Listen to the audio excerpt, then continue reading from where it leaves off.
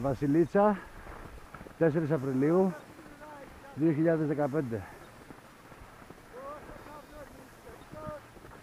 Απίστευτο τοπίο. Πάρα πολύ ωραίο χιόνι. Ανοιξιάτικο. Καλά, για ποσότητες δεν το συζητάμε. Καταφύγιο απέναντι. Η Ελιμία απέναντι μας. Εμιλία, όπως τη λέει ο φίλος μου ο Αέρας.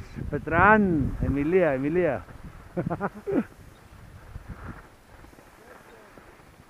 Γατάκι Περσίας από την Καλαμάτα. Κοίτα εδώ πεδίο που έχει. Για τσιριτσάγκουλες. Πάμε πίσω από το Μυγδάνη τώρα. Εντάξει, πολύ όμορφο βουνό. Αρκετά σημεία off-piste με lift serve. Και η ημέρα συνεχίζεται.